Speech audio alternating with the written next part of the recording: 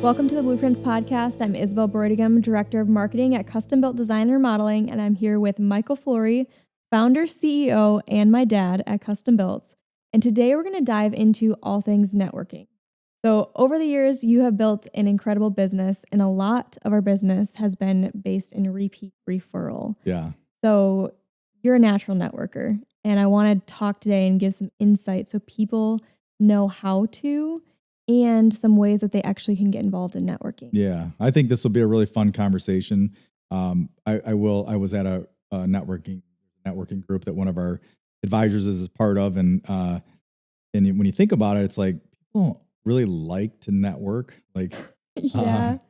And it's funny because the word work is in it. And then for some reason in our world, work has kind of got a negative connotation. I don't want to work, I want to retire, And, networking is actually a form of work. One of the things that's really helped me early on when I began the business and started it and would get involved and go to networking events and things like that would be to not think about so much about me, but what can I'm going to this home builders. And so one of the first associations, I'll tell how I got involved in. One of the first associations that I got involved in was our local trade association, which is called the Home Builders Association.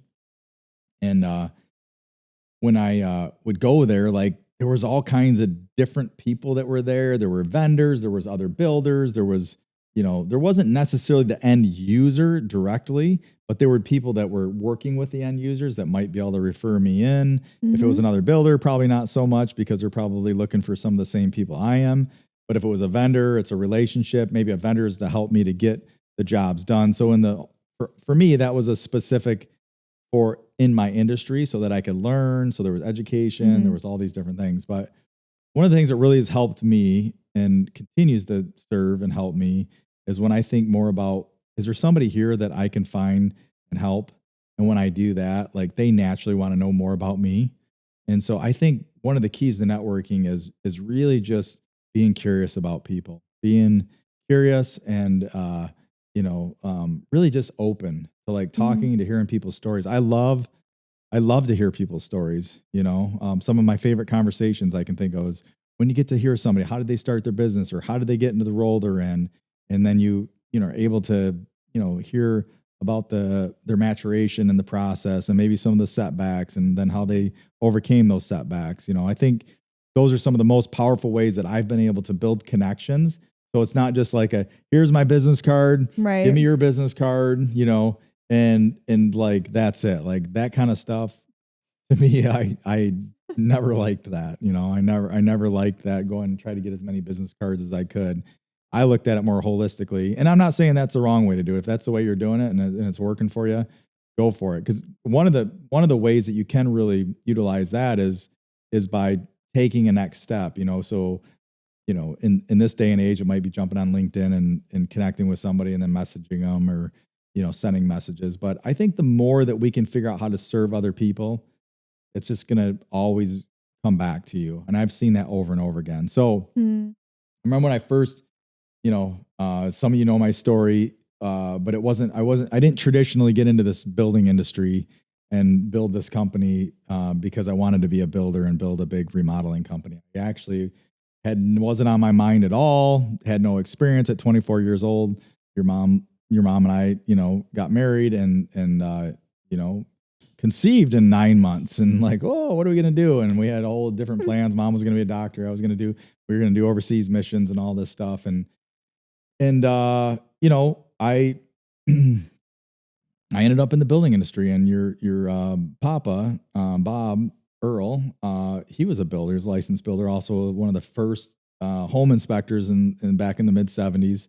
It was a home inspector, and he's inspected hundreds and thousands of homes over the years, and he's gone on to start some other businesses now, but capillary management services, and then he's got a business up north. But I remember going to him and I was like green, like I had no idea. I had very little building experience, and I had like no business real background, and I'm like, what do I do to become professional, because he had a real professional business, and I always liked to kind of watch him, and he was a really good networker. So I went and wrote a check for $500 and joined the Home Builders Association. I had no idea what I would do, and they had all these different meetings, and they had like home shows and different things, but it just really opened the door up for a lot of different networking opportunities.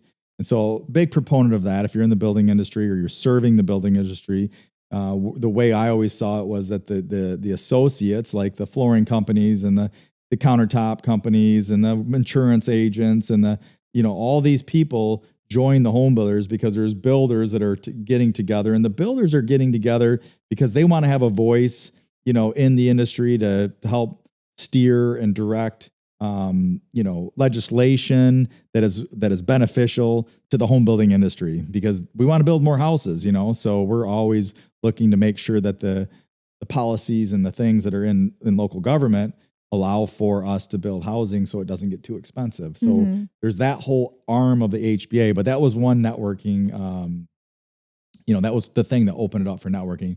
Once I got involved in that, I realized, there's a board of directors, and you could get on the board of directors. Actually, the first thing I did was I joined the membership committee, and this was back in 2009 and 10. I think it was 2009 probably when I first got involved and got on the membership committee, and that was really not a great time.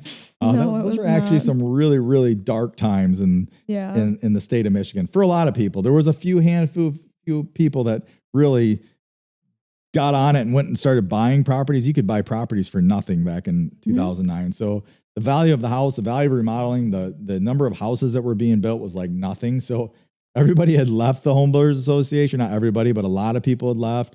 And there was a lot of people that were frustrated because there was a lot of people that got burnt during the Great Recession, didn't get paid, So I'm getting on this membership committee, and we have this list of all these lapsed home builder members. And so that was my first, I'm calling these people up and asking them to join the Home Builders Association, and I got all kinds of different responses, but it was a way that I started meeting people. So I was a builder, part of an association, and now I'm out here trying to recruit and bring people in. And as I brought people in, it helped the association, it helped the industry, it helped us build better homes in the Lansing area. So it just felt like a cause, like I was raising the bar for the home builders, but I'm part of a collective group.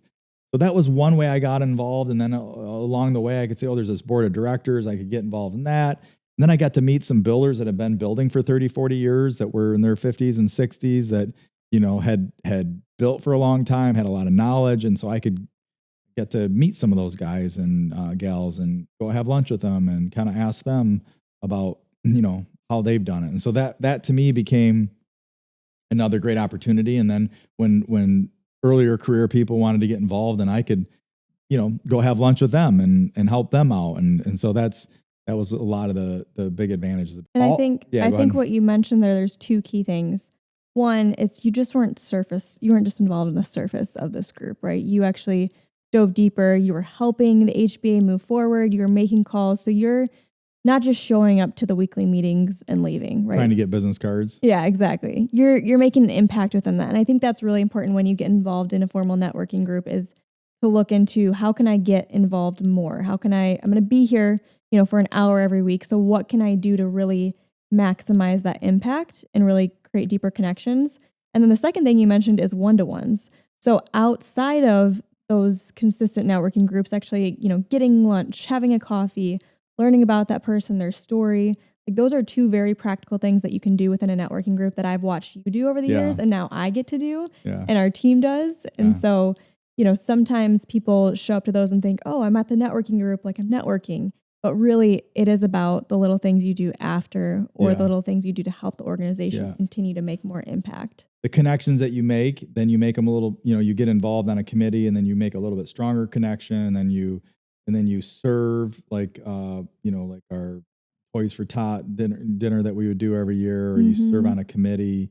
I was always on the membership committee.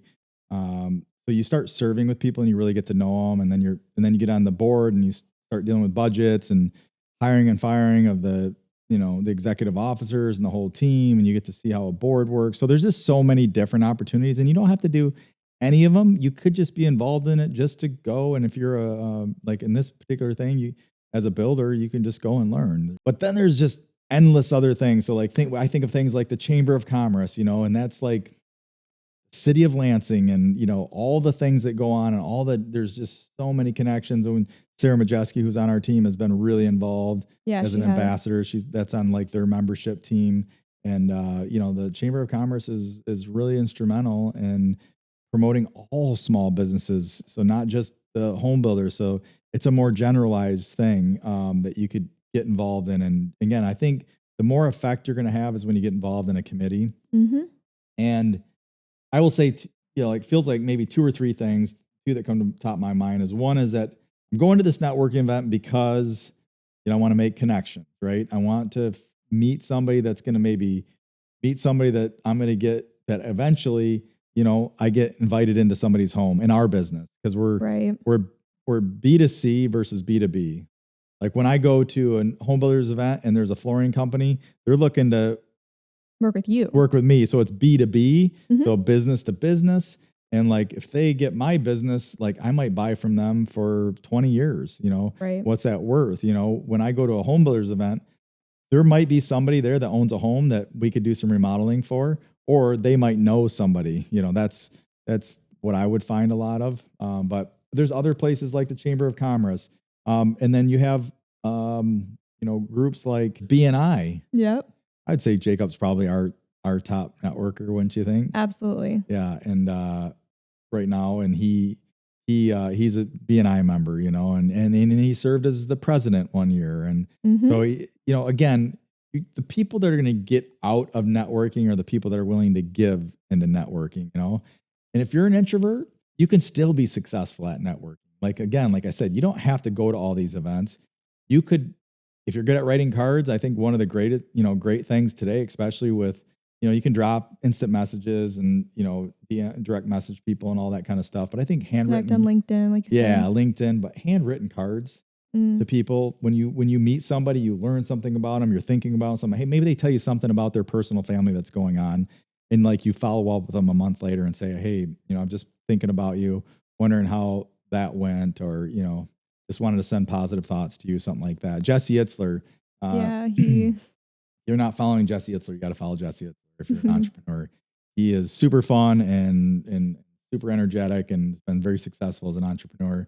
But he talks about every January, like he writes cards, and I don't know how many he writes cards, but to all these people. And that's really how he got going, was he would reach out to people with a card to try to make a connection so that he could have a further conversation. Yes. So, and I always think when we talked about the 3-foot rule a couple weeks back, 3-foot rule, if you don't know what that is, but it's like, if you're within 3 foot of anybody, you can have a conversation. So if you're at the grocery store, we picked up a referral up north in Boyne. I was at the coffee shop. I was actually at the bakery, our favorite bakery. I get a shout out to Gilda's Bakery up in Boyne City. So good. Go visit it. I was in line there one morning. It was a Saturday morning, and I'm just sitting, waiting, looking at all the pastries and looking at all the coffee, and it's like it's always packed in there, and smelling it in. You can just smell those freshly baked goods, all the butter and the crepes. The crepes and all that kind of stuff. The butter, yeah, it's an amazing shop. You got to go there. But anyhow, the guys behind me had maybe a 3 or 4 year old daughter with them, and I have 8 kids, and I have 5 girls, and my youngest is 13 now. And so when I get to see a 3 or 4 year old in line with her dad, and just, it was like really special, and like just kind of looked at him, made some comment. Next thing we got to chatting, and he was in town from Chicago, and they had a cottage over on Lake Walloon, and a family cottage or whatever, and asked me what I did, and gave my business card, and 6 months later he reached back out. So that's a networking event. Exactly. So you can be buying coffee and you can be networking. So as an entrepreneur, like and that's one of the things about owning a business, is that like it's work-life integration, but it is sometimes, I think we have to work really hard as entrepreneurs. This is probably a different episode, but I'm probably going down in another thing. We talked about free focus and buffer on another episode, but networking can go on and go on and go on. So I think it's also important that like there's just times where you shut it down. Yeah. And you just, it might just come to you, but you don't have to be out there like always working, have fun with it. Like seriously, like, when you give, like there's just so much that you get when you give. One of the other great ways that I think that we've built referral partners is by giving referrals. So, if somebody calls us and they're looking for, you know, insulation only or something like that, like, giving a referral off to an insulation company, like making the connection, marrying the two people together. One of the things that I think about often is just the high touch that people are looking for. If somebody calls our office and they think, well, and a lot of times, especially as we've gotten a little bit, we've grown and we got a bigger marketing presence, and like, well, somebody told me you guys do insulation, and then they're calling us to get insulation from us, and like, we don't necessarily just do insulate, like blowing in insulation, and maybe that, it's not the right kind of job for us. And but if you take that client and you then like get their name and then get the name of an insulation person, and then you say, I'll do a warm introduction for you, and you actually do a warm introduction email, or you do a warm introduction text message, phone call, or yeah, you I give their name. Calls. Yeah, you give their name. Yeah, that works really well for us. So yeah, I think doing those introductions, there's something about you're gonna get that. So you're gonna take that extra 5 minutes, that extra 7 minutes, but you're gonna be helping in the insulation company, and this homeowner's never gonna forget that, because when's the last time? Normally they call a place and they don't even get somebody. They get an answering machine, they get a AI bot online, or an AI bot answering the phone, right? Like, and we do know that like that's where things are going, but people like that human to human interaction.